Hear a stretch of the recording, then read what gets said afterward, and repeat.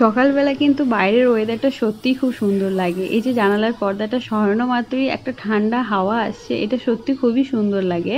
আমাদের তো সকালে ওঠাই হয় না, তাই এই ঠান্ডা হাওয়াটা আমরা পাইও না। তো উঠে বরাবর মানে ঈদের দিন ফার্স্টে কাজ থাকে বিছানা চাদর থাকলে সেগুলো চেঞ্জ করে নেওয়া, ঘরটর ক্লিন করে নেওয়া, ঝাড়ু দেওয়া বা মোছা।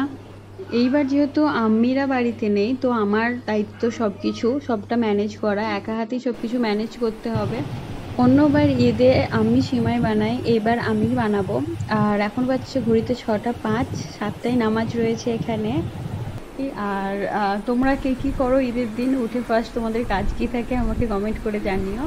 আর এই দেখো জানালাটাতে একটা এভাবে মিডিলে গাছটা দিয়ে দিয়েছি আর একটু গুছিয়ে রাখলাম, অনেক কিছু সরঞ্জাম ছিল এটা ওটা, তো সেগুলো গুছিয়ে রাখলাম। এখন আমার দায়িত্বে যেহেতু রয়েছে বাড়িটা, এরপর আমি চলে আসি আম্মিদের ঘরে। আম্মিদের ঘরে জানালা দিয়ে যে আম রয়েছে, আমটা পাড়ার দায়িত্ব রয়েছে আমার আর ছোটকার।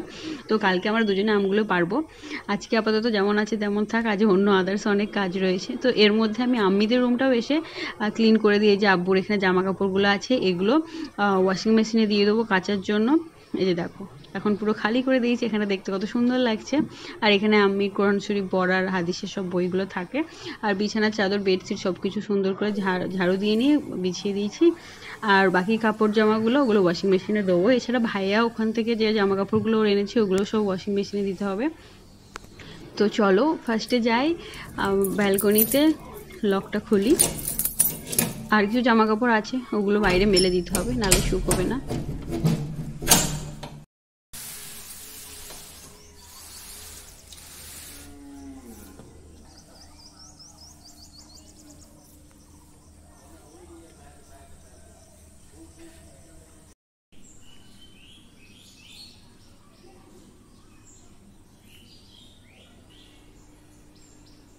বাড়িঘর সুন্দর করে ক্লিন করে আর গুছিয়ে রাখতে আমি ভালোবাসি। এই জিনিসটা এই গুণটা আমি আমার মায়ের কাছ থেকে পেয়েছি। মা সবসময় সুন্দর করে গুছিয়ে রাখে সব কিছু।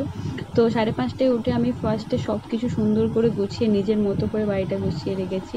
আমি থাকলে হয়তো, আমি যেহেতু এখানে থাকি না পার্মানেন্ট, ওখানে থাকি, তো আমি কোনো একটা জিনিস গুছিয়ে গেলেও দেন আমি নিজের মতো করে আবার সেটা নিজের মতো করে রাখে। তো সেভাবে আমি গুছিয়ে মানে মনের মতো করে গুছিয়ে রাখতে পারি না, কখনো রাখলেও সেটা পরের বার এসে দেখি চেঞ্জ হয়ে গেছে। বাট এবার যেহেতু আমার হাতে রয়েছে, তো কমপ্লিটলি আমি নিজের মতো করে গুছিয়ে নিয়েছি আর আমার মতো করে পুরো দিনটা আমি কাটাবো। আর আমি আমার ঈদটা উইদাউট শাশুড়ি মা কীভাবে আমি একাই সব কিছু ম্যানেজ করে কাটালাম সেটা তোমাদের সাথে শেয়ার করব। এই যে এখানে দুজনকে এখন গোসল করে একদম পারফেক্ট টাইমে, 7টায় নামাজ রয়েছে, 6:30টার দিকে দুজনকে গোসল করে একদম রেডি হয়ে নিতে বলেছিলাম। তো ওরা রেডি হয়ে এখন বেরিয়ে যাচ্ছে, দুজনের পাঞ্জাবি টুপি সব কিছু বার করে দিয়েছিলাম। অন্যবার কিন্তু অনেক লেট হয়ে যায় ওরা, এইবার এত গরম ছিল না, গরমে এমনি ঘুমাতে পারেনি, তো সকাল সকালে দুজনেই উঠে পড়েছিল। আর বাইরের উঠোনটা আমি ওই একজন কাকি রয়েছে পাড়ার, তো ওনাকে ঝাড়ু দেওয়ার জন্য বলেছে, উনি ঝাড়ু দিয়ে যায় মাঝে মাঝে মধ্যে। তো আজকে সকালে উনি ঝাড়ু দিয়ে গেছে আর মনে হয় গাছগুলোতে উনি পানি দিয়েছে। এরপর আমি চলে আসি ভিতরে, কারণ ওয়াশিং মেশিনে জামা কাপড় কাচার আছে। এখনও কিন্তু আমি সিমাই রান্না করিনি।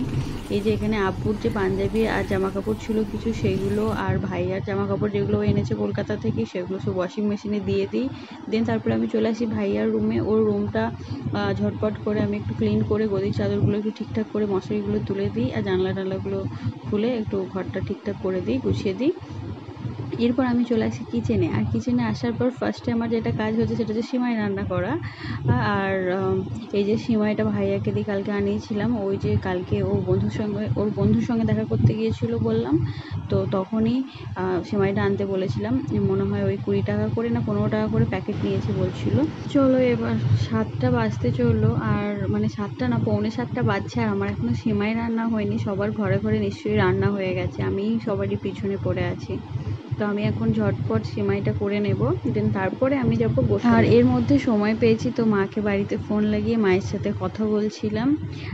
এই দিনটা মায়েদের অনেক মন খারাপ থাকে, কারণ ভাইকে অনেক বেশি মিস করে।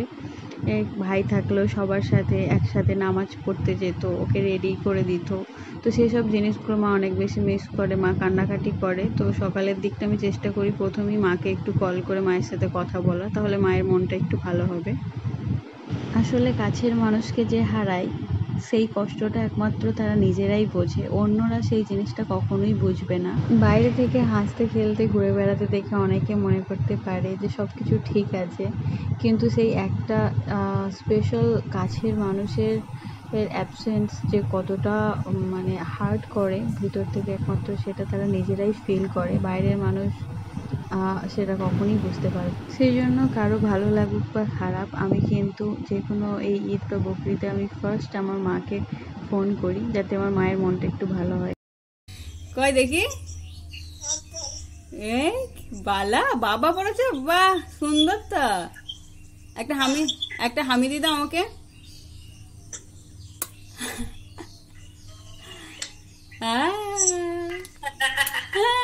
মা মাথায় কি একটা টুপি? টুপি? তুমি কোথায় গিয়েছিলে? কোথায়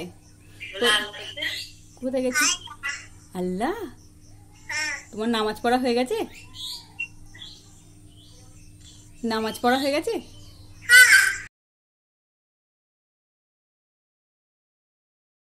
তুমি সিমুই খাবে না? সিমুই আমাদের ঘোরো, এদিকে ঘোরো, এদিকে ঘোরো। সিমুই খাবে না? সিমুই কেন? তাহলে কি খাবে? ক্ষীর?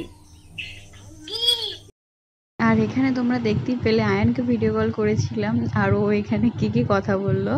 তো ওর টুপিটা আসলে না, ওর মাথার সাইজের ছোট টুপি পাওয়া যায়নি, আগে ঈদেই খুঁজছিল, তো বকরিতেও পায়নি, তো ওকে ওই রকম টুপি পরিয়ে দিয়েছে। আর এটা দেখে ওকে অনেক সময় আমার মনে হচ্ছে নেতাজি সুভাষচন্দ্রের মতো লাগছে।